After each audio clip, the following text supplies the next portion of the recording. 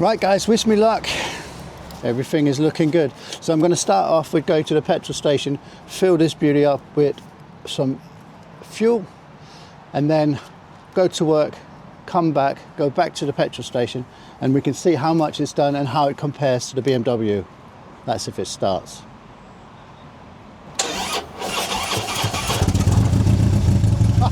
Yes. I'm a bit nervous because I fixed the brakes myself. I will get them seen to, but I'll have to do for now.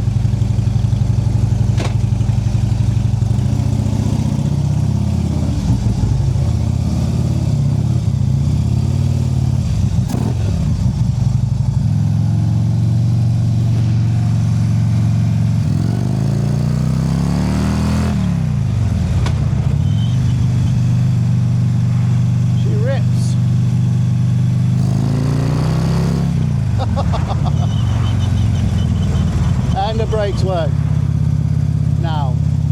This is nice. My God, it's cold. It is freezing. Woo.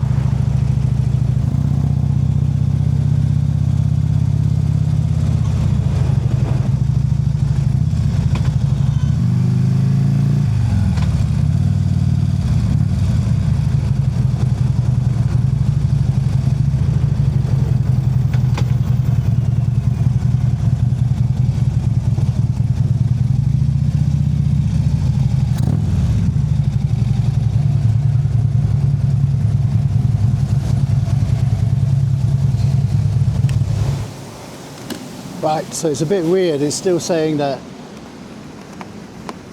the tyre pressure is low, but it could be that it's so cold.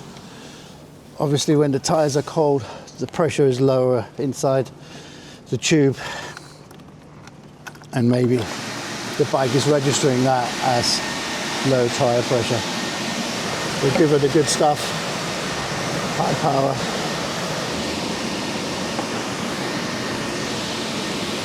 See how much she takes. We'll fill her right up.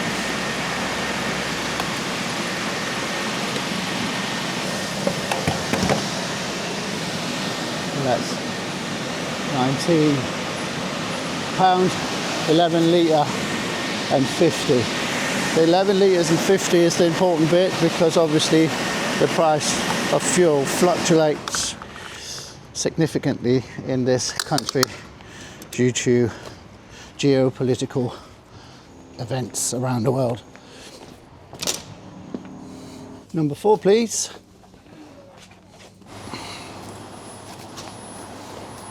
Come on, baby.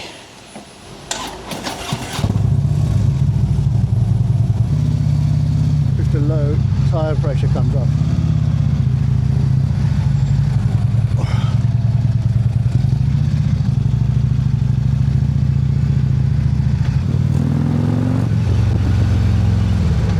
Every time you get on this bike, it just fills you with joy. It's like if a tractor and a Hummer had a love child.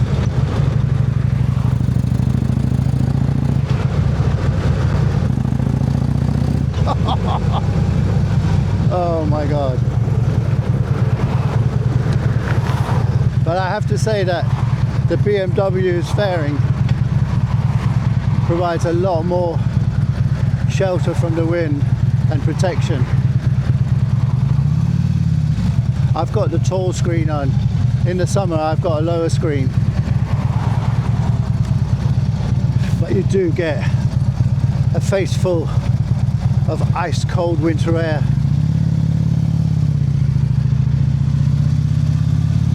But I don't think that the good people in Milwaukee ever envisioned that their beautiful creation would be ridden in the ice cold winters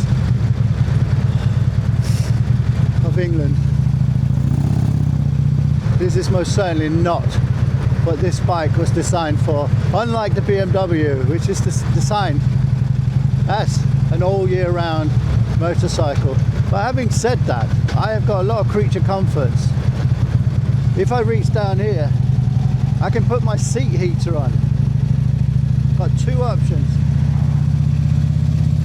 And if I turn the end of my knob, the heated handlebars comes on. And I have never been able to ride, even now at -1, with them on more than one, because it actually burns your hands. That's how hot they get.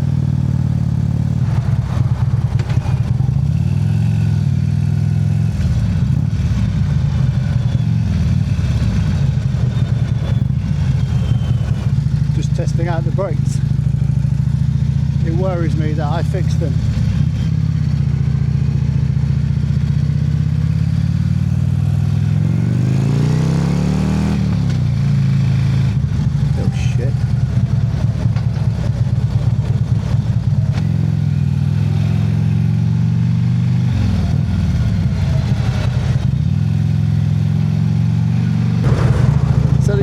Thing is, this bike obviously wasn't made for commuting.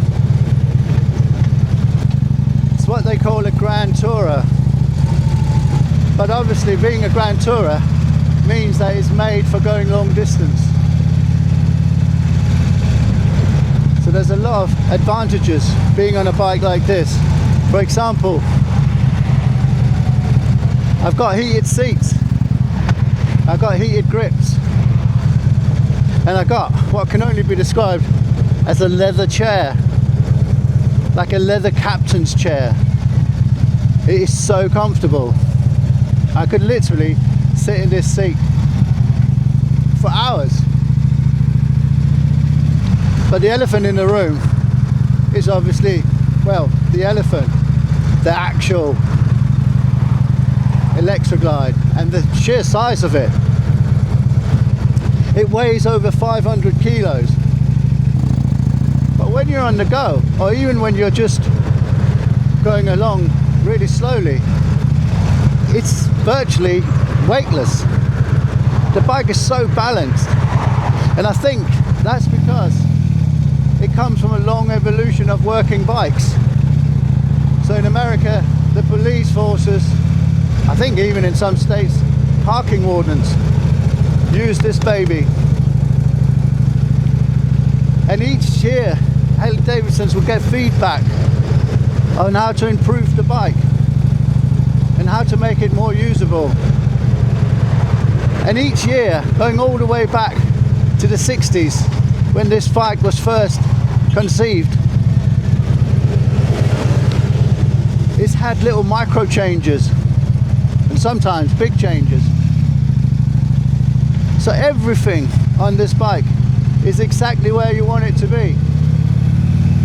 Just like the BMW, there's something about a working bike. Of course, the end result is not always pretty. And the looks of this bike divides people. I love the way it looks, but I kind of love the way it looks because it's a little bit ugly. And I quite like ugly bikes.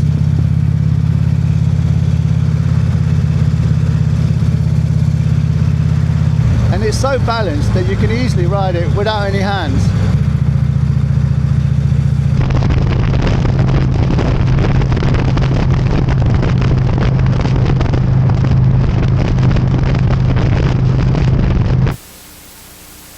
So what do you get when you buy a CVO Harley Davidson Limited Edition Ultra Electroglide?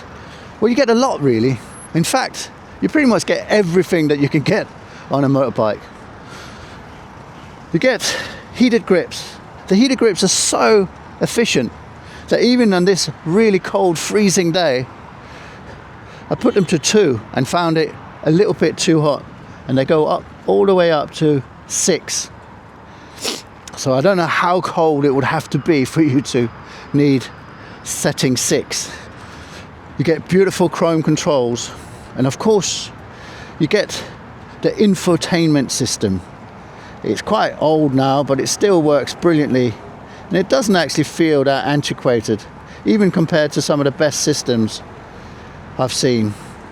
You got analog dials, which is nice. You got really powerful speakers, and they need to be, because this bike is loud. And when I say loud, I mean really loud. On top of that, you also got heated seats. You got two settings, low and high.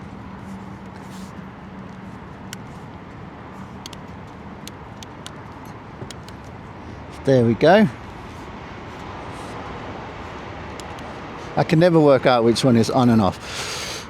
On top of that, you get some nice panniers, and they're really big. My bike also comes with a top box and a back seat and more speakers, but it has a quick release, so you can just pull them up really quickly. You've got full array of lights at the front, fog lamps, chromed as well, highway pegs, and you've got this bit of fairing that helps shield your legs, and in the summertime you can open up a little ventilation here via this contraption. Got 12-volt outlet here, you should need that. You've got these wind deflectors, which don't look at much. They don't look off much, but they're really efficient. This is the higher screen. It also comes with a lower screen, but obviously with it being winter, it is advisable to have the higher screen. But still, with this one, I'm 6 foot. I get a very cold face. You can get really ridiculously high ones, but they look stupid. The bike has central locking, and you might say, what are you on about, Dan? What do you mean central locking on a motorcycle? Well, when I lock the bike on my key, it's keyless. The bike has keyless central locking. You might say, what the hell are you on about, Dan? But because of all the bags and everything, when I lock that on the key, the panniers are locked, and it's the same with the top box. And of course, now the bike is alarmed.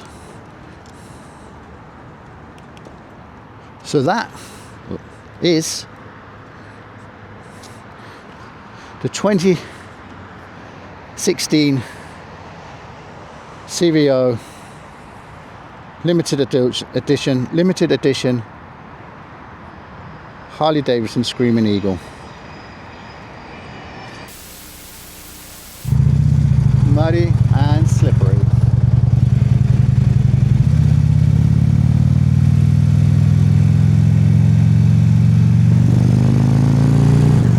So here comes the real test. Is she any good in traffic? We'll find out. As we're coming into London, we're going to find out.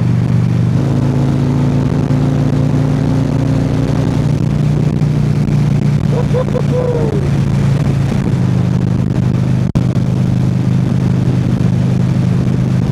is very cold.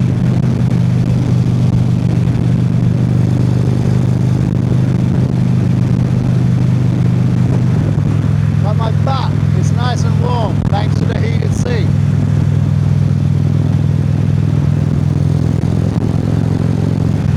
I can't feel my top lip.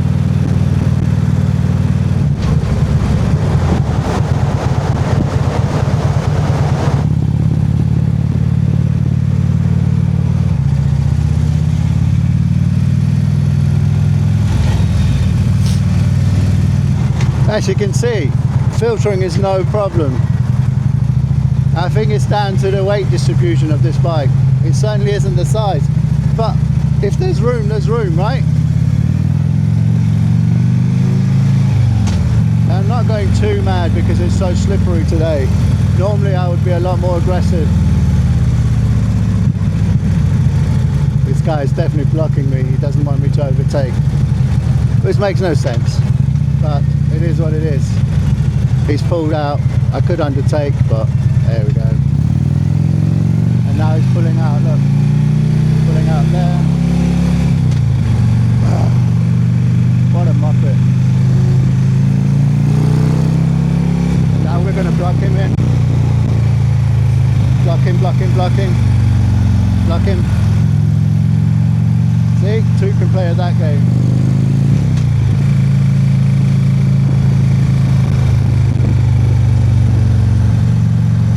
Oh, actually this seat is getting a bit too hot. Once you're not on the motorway, it gets really hot. And my glasses are steaming up. Problem.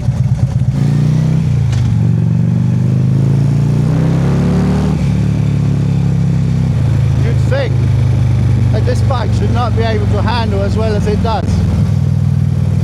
I'm shocked. Oof, it is slippery, guys. That was a back wheel giving way there. Oh, my arse is too hot. Ah, my bum is too hot.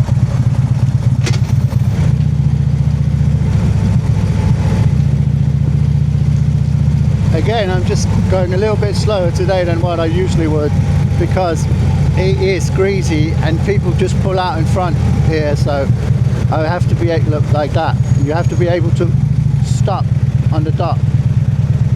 It's not their fault, they literally cannot see you. There's so many things going on this road. You see how balanced this bike is, even at crawling speeds. Unbelievable. It's annoying that my stupid glasses are steaming up.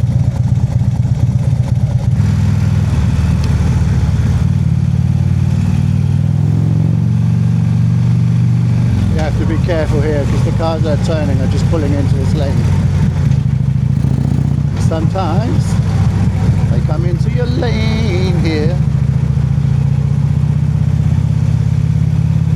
There's loads of potholes and manhole covers. Needless to say, it's like an ice rink. Oh, I've got a stupid bus.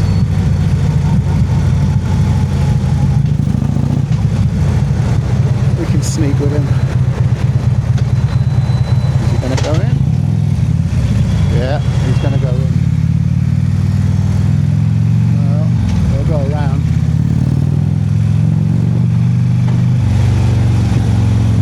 Again, you have to be careful here that people are coming in to turn, do a left-hand turn here, or cutting into your lane.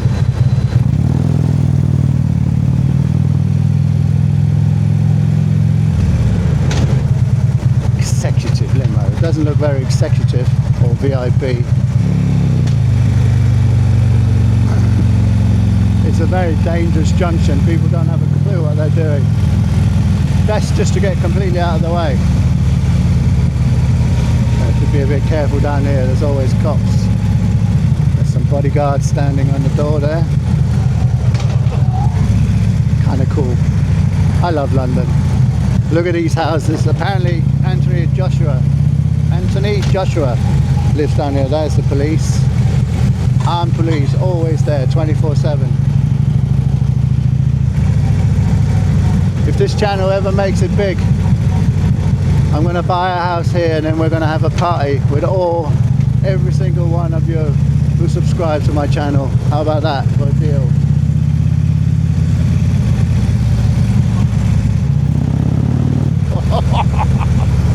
I mean, it never gets old, does it?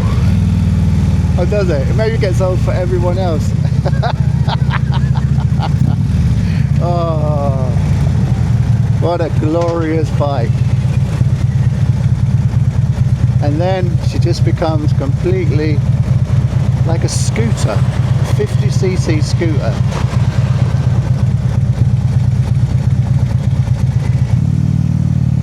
I put the heating in the seat to the lower setting because it was getting too hot.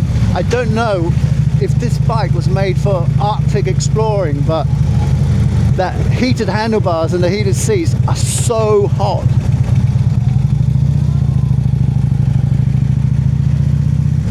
My bike really hates this. 20 mile an hour speed limit in this park. and I always stick to it because there are so many kids and so many cyclists and runners and stuff. It's so unpredictable. I think 20 mile an hour in most places is a ridiculous speed limit, in my opinion, but in here it makes total sense. But the problem is second gear is a little bit too high. Can you hear that? She's struggling a bit. And first gear is too low. I'm always having trouble with cameras. I wonder if other YouTubers have as much trouble with cameras or if it's me. I don't think I'm very good with tech, and I know that I'm quite hard on equipment, including motorbikes. When I used to do motorbike testing for manufacturers, they used to call me the Danish destroyer, because I always used to break everything. I don't mean to. I just think things are not very well built. I feel like Goldilocks with the heated grips. Number one is a little bit too cold and number two is a little bit too hot.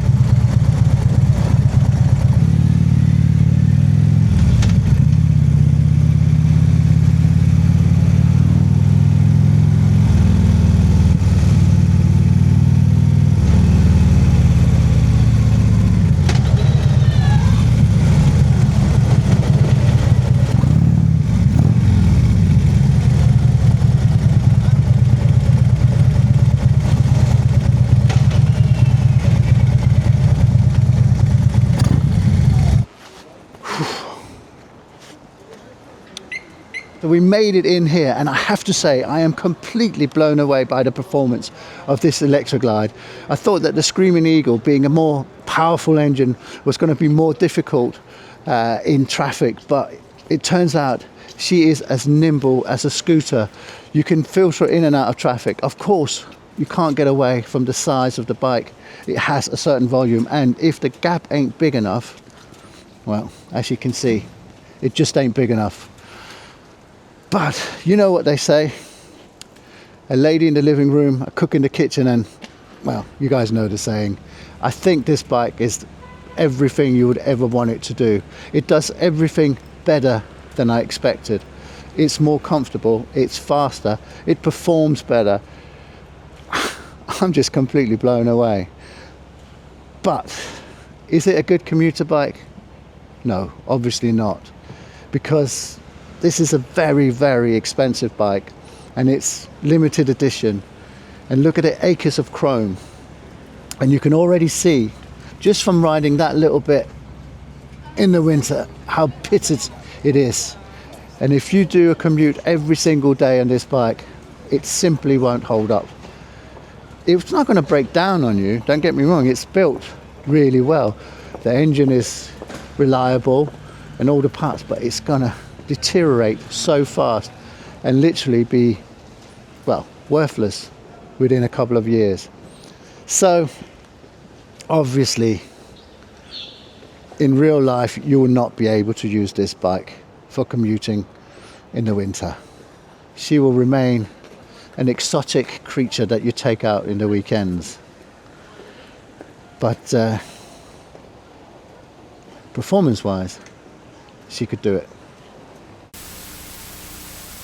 Right, so down to the crunch line. Let's see how much petrol this girl used.